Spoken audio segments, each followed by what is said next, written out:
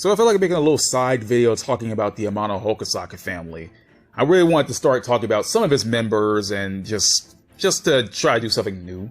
To start off with the main family of Amanohokosaka members, there is Tenjo Amanohokosaka, Homura Amanohokosaka, Mei Amanohokosaka, and her deceased mother Sui Amanohokosaka. Now for this video, I will be focusing mostly on Tenjo and Homura, and I'll also be making a passing mention of Mei during this video.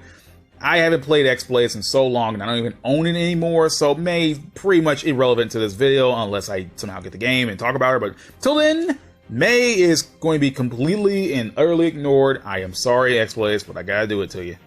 Now, you may have heard the name Amanohokosaka, mostly in regards of Tenjo Amanohokosaka and her quote-unquote son, Homura.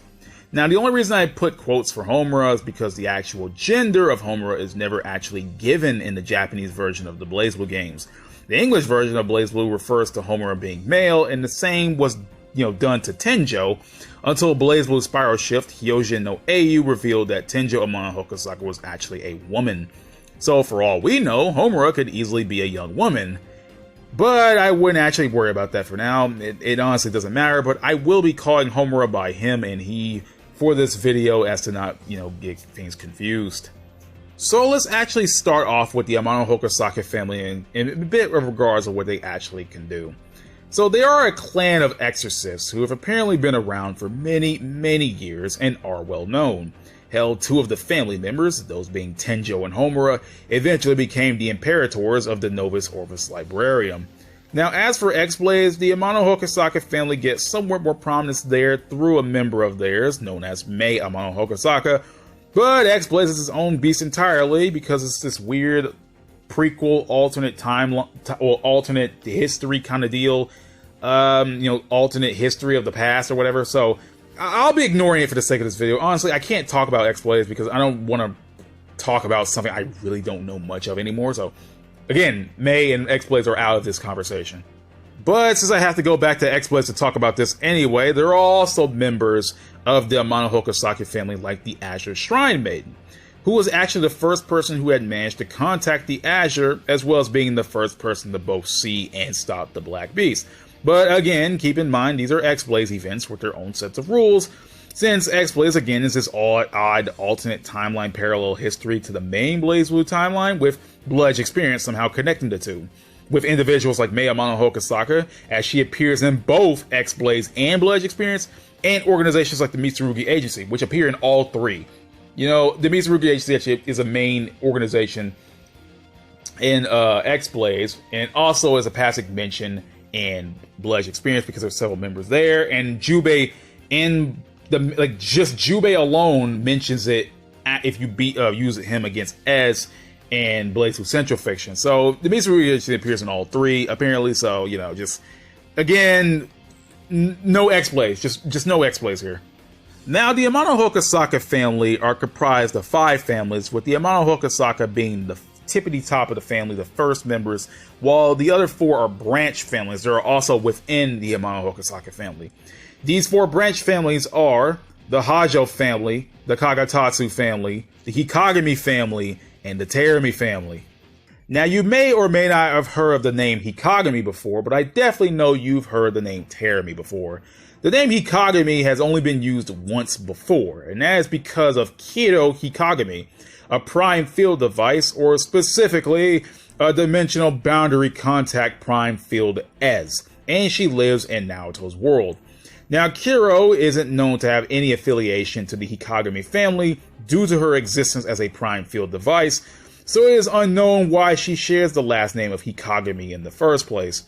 The same also extends to the Terumi family and Yuki Terumi, as considering he was literally the god Susanoo and only took the name Yuki Terumi upon ejecting himself from the Susanoo unit. He also has no affiliation to the Terumi family whatsoever, even though that's his last name. Again, Terumi has no connection unless Mori comes out with some dumb bullshittery saying that, oh yeah, they're connected somehow in some weird way, but definitely that's not going to happen.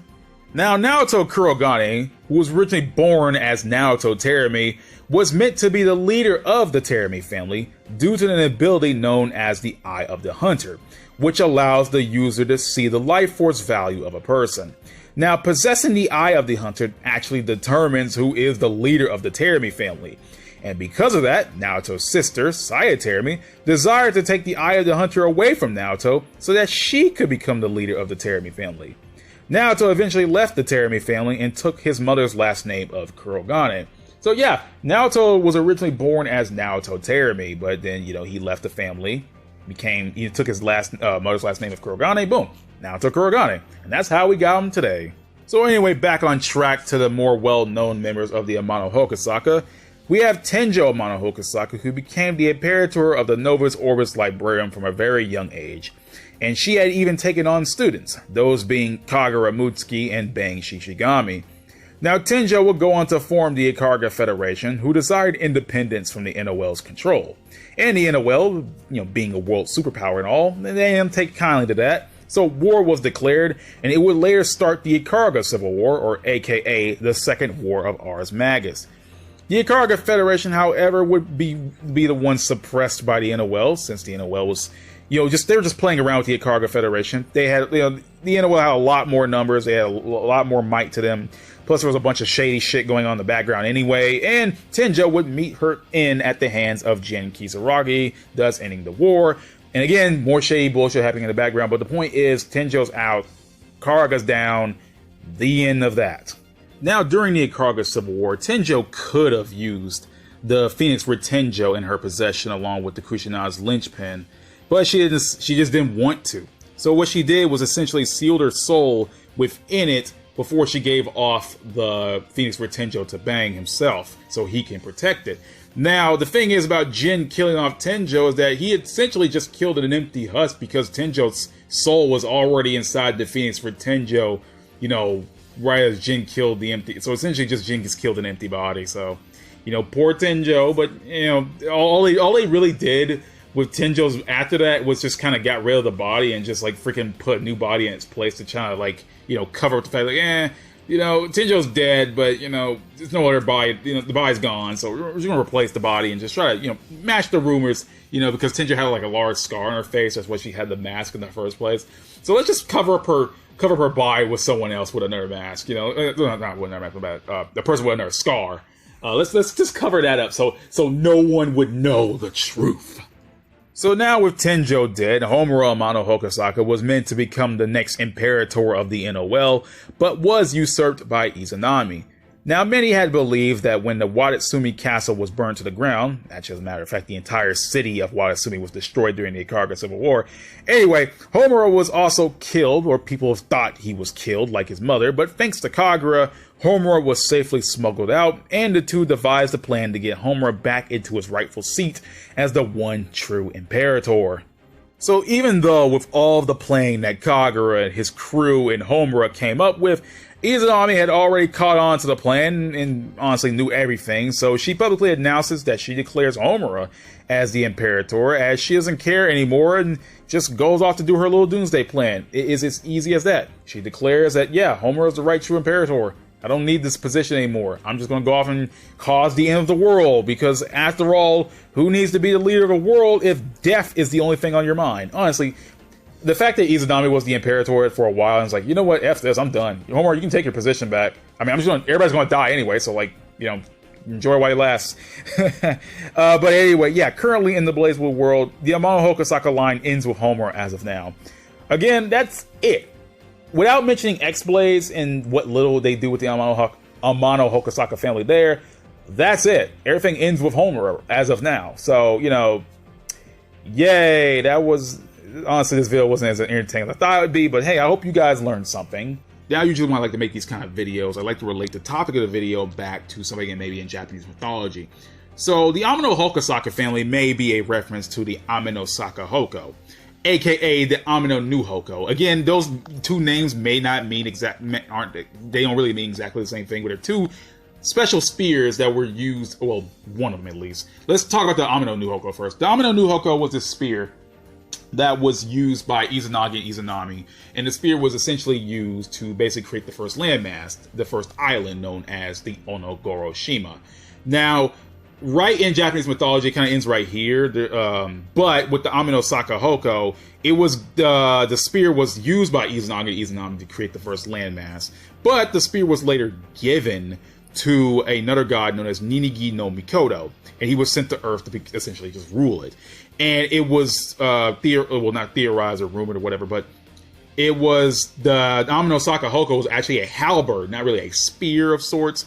And Ninigi no Mikoto took the spear and then rammed it into the stone of the summit of Mount Takachiho. And it was said that the spear is still here today, because, you can still see on these little pictures I'm showing the spear is still there. And so it was the best to put these spears here so no one could really take it and, misuse its power. Again, there's different meanings for these spears. I am probably misinterpreting that, but the general gist is that these two spears come from Izanagi and Izanami, and they both start at the same purpose. But there's not any I don't think there's any correlation to it, other than there just being two spears, or I guess a halberd, because Saka Hoko, the word Hoko means spear. So there you go. There's your tiny little Japanese mythology list. Honestly. When I do these rambling videos, my Japanese mythology comes and goes. It's like a fade in and fade out. I was like, oh, I remember that, but then I don't remember it.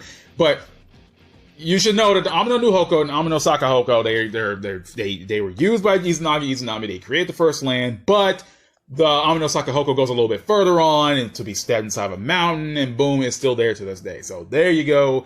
There's your Japanese mythology lesson. Now I'm done with the video.